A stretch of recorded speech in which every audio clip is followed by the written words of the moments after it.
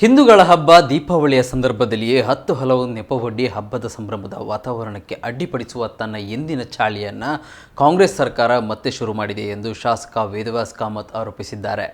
ಮಾಧ್ಯಮಗಳ ಜೊತೆ ಮಾತನಾಡಿದ ಶಾಸಕ ವೇದವ್ಯಾಸ್ ಕಾಮತ್, ಕಾಂಗ್ರೆಸ್ ಸರ್ಕಾರ ದೀಪಾವಳಿ ಸಂದರ್ಭದಲ್ಲಿ ಮಾತ್ರ ಪಟಾಕಿ ವಿಷಯದಲ್ಲಿ ಇಲ್ಲಸಲ್ಲದ ನಿಯಮಾವಳಿಗಳನ್ನು ಹೇರಿ ಗೊಂದಲಮಯ ವಾತಾವರಣವನ್ನು ಸೃಷ್ಟಿಸುವುದು, ಆ ಮೂಲಕ ಹಿಂದೂ ಧಾರ್ಮಿಕ ಆಚರಣೆಗಳಿಗೆ ಹಂತ ಹಂತವಾಗಿ ಕಡಿವಾಣ ಹಾಕುವುದು ಕಾಂಗ್ರೆಸ್ ಸರ್ಕಾರದ ಷಡ್ಯಂತ್ರ. ಹಿಂದೂಗಳ ಹಬ್ಬದ ಸಮಯದಲ್ಲಿಯೇ ದಿಢೀರನೆ ಚಾಲನೆಗೆ ಬರುವ ನಿಯಮಗಳು, ಕಡಿವಾಣಗಳು ಇನ್ನಿತರ ಯಾವುದೇ ಧರ್ಮಗಳ ಸಂದರ್ಭದಲ್ಲಿ ಕಂಡುಬರುವುದೇ ಇಲ್ಲ. ಅದಕ್ಕೆ ಕಾಂಗ್ರೆಸ್ ಸರ್ಕಾರಕ್ಕೆ ಧೈರ್ಯವೂ ಇಲ್ಲ. ಅವರ ಪೌರುಷ ಏನಿದ್ದರೂ ಕೇವಲ ಹಿಂದೂಗಳ ಮೇಲೆ ಮಾತ್ರ. ಹಿಂದೂಗಳಿಗೆ ಏನು ಬೇಕಾದರೂ ಅನ್ಯಾಯ ಮಾಡಿ ಕೆಲವೊಂದಿಷ್ಟು ಗ್ಯಾರಂಟಿ ಯೋಜನೆಗಳನ್ನು ಕೊಟ್ಟರೆ ಸುಮ್ಮನಾಗುತ್ತಾರೆ ಎಂದುಕೊಂಡರೆ ಅದು ಕಾಂಗ್ರೆಸ್ ಸರ್ಕಾರದ ಮೂರ್ಖತನ ಎಂದು ಶಾಸಕ ಹೇಳಿದರು. ಜಿಲ್ಲೆಯಲ್ಲಿ ಪಟಾಕಿ ಮಳಿಗೆ ತೆರೆಯಲು ಈವರೆಗೆ ಇಲ್ಲದ ಹಲವು ಹೊಸ ನಿಯಮಗಳನ್ನು ಹೇರಲಾಗಿದೆ. ಅದರಲ್ಲೂ ಈ ಬಾರಿ ಕೇವಲ 3-4 ಮೈದಾನಗಳಿಗೆ ಮಾತ್ರ ಪಟಾಕಿ ಅಂಗಡಿಗಳನ್ನು ಹಾಕಲು ಅವಕಾಶ ನೀಡಲಾಗಿದೆ.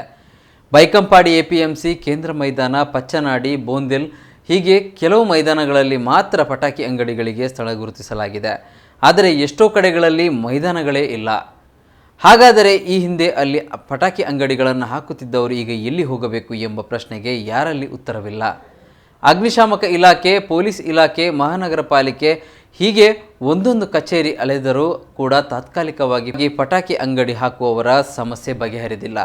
ಇದಕ್ಕೆಲ್ಲ ನೇರ ಕಾರಣ ರಾಜ್ಯ ಸರ್ಕಾರ ಸೃಷ್ಟಿಸಿದ ಅನಗತ್ಯ ಗೊಂದಲ. ವಾಸ್ತವದಲ್ಲಿ ತಾತ್ಕಾಲಿಕವಾಗಿ ಪಟಾಕಿ ಅಂಗಡಿ ಹಾಕುವವರು ಸುರಕ್ಷತಾ ದೃಷ್ಟಿಯಿಂದ ಸರ್ಕಾರದ ಎಲ್ಲ ನೀತಿ ನಿಯಮಗಳನ್ನು ಕೂಡ ಪಾಲಿಸಲು ಸಿದ್ಧರಿದ್ದಾರೆ. ಆದರೆ ಈವರೆಗೆ ಇಲ್ಲದ ಅವೈಜ್ಞಾನಿಕ ನೀತಿ ನಿಯಮಗಳನ್ನು ಹೊಸದಾಗಿ ಸೃಷ್ಟಿಸಿದರೆ ಹೇಗೆ ಪಾಲಿಸುವುದು ಎಂಬುದು ತಾತ್ಕಾಲಿಕ ಪಟಾಕಿ ಅಂಗಡಿಯವರ ಪ್ರಶ್ನೆ.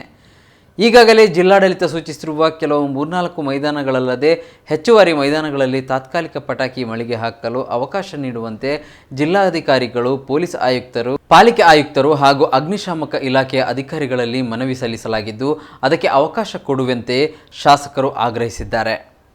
ಹಿಂದೂಗಳ ಹಬ್ಬ ದೀಪಾವಳಿಯ ಸಂದರ್ಭದಲ್ಲಿ ಶಬ್ದ ಮಾಲಿನ್ಯ, ವಾಯು ಮಾಲಿನ್ಯ, ಸುರಕ್ಷತೆಯ ನೆಪವೊಡ್ಡಿ ಹಬ್ಬದ ಸಂಭ್ರಮದ ವಾತಾವರಣಕ್ಕೆ ಅಡ್ಡಿಪಡಿಸುವ ತನ್ನ ಎಂದಿನ ಚಾಳಿಯನ್ನು ಕಾಂಗ್ರೆಸ್ ಸರ್ಕಾರ ಮತ್ತೆ ಶುರು ಮಾಡ್ತಾ ಇದೆ, ಶುರು ಮಾಡಿದೆ ಕೂಡ.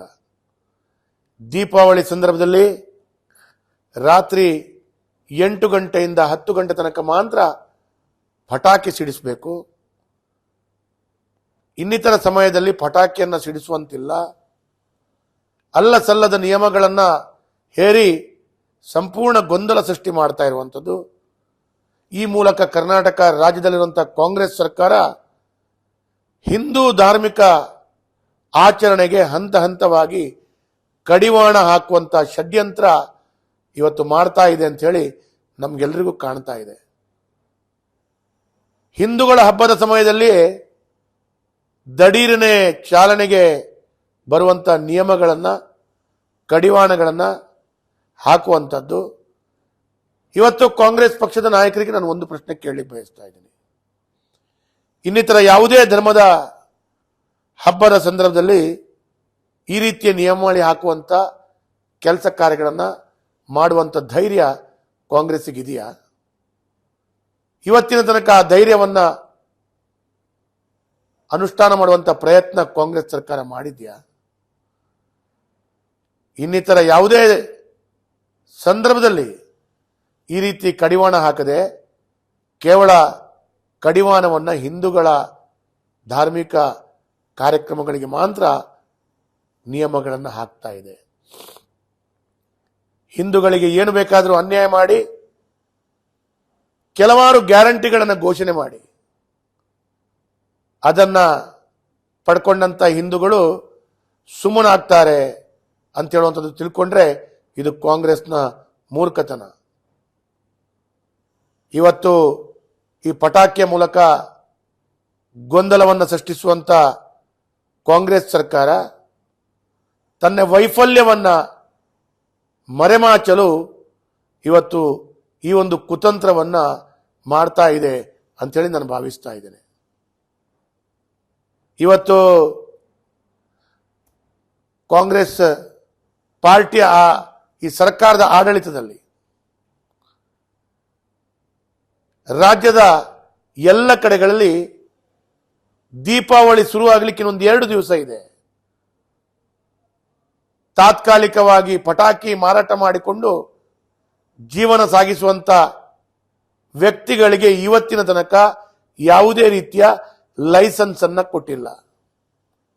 ಈ ಹಿಂದೆ 10 ದಿವಸದ ಹಿಂದೆ ಅವರಿಗೆ ಲೈಸೆನ್ಸ್ ವಿತರಣೆ ಆಗ್ತಿತ್ತು ಅಂತೇಳಿ, ಆದ್ರೆ ಇವತ್ತು 2 ದಿವಸ ಆದರೂ ಕೂಡ ಪಟಾಕಿಯನ್ನ ಮಾರುವ ಸಮಯ ಹತ್ತಿರ ಬಂದಂತ ಸಂದರ್ಭದಲ್ಲಿ ಕೂಡ ಈ ಎಲ್ಲ ಅಂಗಡಿ ಮುಗ್ಗಟ್ಟುಗಳ ವ್ಯಕ್ತಿಗಳು ಮಹಾನಗರ ಪಾಲಿಕೆ, ಪೊಲೀಸ್ ಇಲಾಖೆ, ಫೈರ್ ಇಲಾಖೆ, ಪೊಲ್ಯೂಷನ್ ಇಲಾಖೆ, ಜಿಲ್ಲಾಡಳಿತಕ್ಕೆ ಅಲಿತಾ ಇದ್ದಾರೆ. ಇವತ್ತು ನಾನು ಕಾಂಗ್ರೆಸ್ನ ಈ ಒಂದು ನೀತಿ ಇದು ಕೇವಲ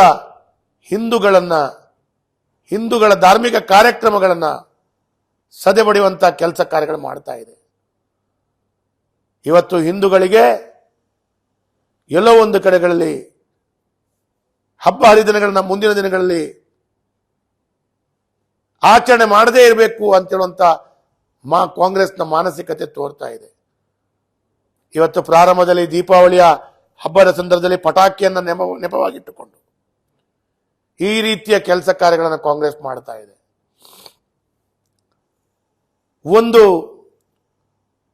ಹುಲಿ ಉಗುರಿನಿಂದ ಕಾಂಗ್ರೆಸ್ ನಾಯಕ ಮುಖ್ಯಮಂತ್ರಿಗಳ ಕುರ್ಚಿಗಾಗಿ ಮಾಡುವಂತ ಕಿತ್ತಾಟಗಳು ಜನರಿಗೆ ಮರೆತು ಹೋಗುವಂತ ವಿಚಾರ ಆಗಿದೆ.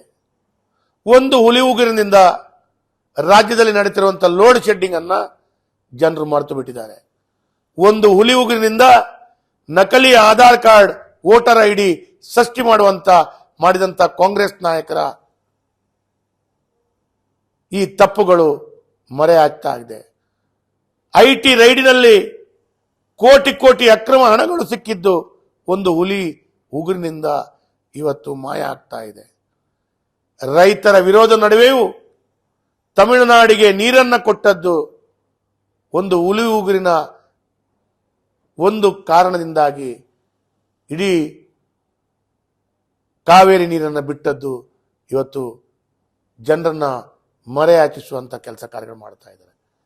ಶಿವಮೊಗ್ಗದ ಕೋಮುಗಲಭೆ ಇರಬಹುದು, ಗ್ಯಾರಂಟಿ ಯೋಜನೆಗಳ ವೈಫಲ್ಯ ಇರಬಹುದು, ಅದರ ತಾಂತ್ರಿಕ ದೋಷದಿಂದಾಗಿ ಗ್ಯಾರಂಟಿ ಯೋಜನೆಗಳು ಜನರಿಗೆ ಸಿಗದೇ ಇರುವಂತದ್ದಿರಬಹುದು. ಇದು ಎಲ್ಲವೂ ಇವತ್ತು ಒಂದು ಹುಲಿ ಉಗಿರಿನ ವಿಚಾರವನ್ನು ಮುಂದಿಟ್ಟುಕೊಂಡು ಜನರಿಗೆ ಈ ಎಲ್ಲ ವಿಚಾರಗಳು ನೆನಪು ಹೋಗುವಂತ ಕೆಲಸ ಕಾರ್ಯಗಳು ಇವತ್ತು ಕಾಂಗ್ರೆಸ್ ಸರ್ಕಾರ ಮಾಡ್ತಾ ಇದೆ. ಈಗ ಸರ್ಕಾರಿ ಉದ್ಯೋಗದ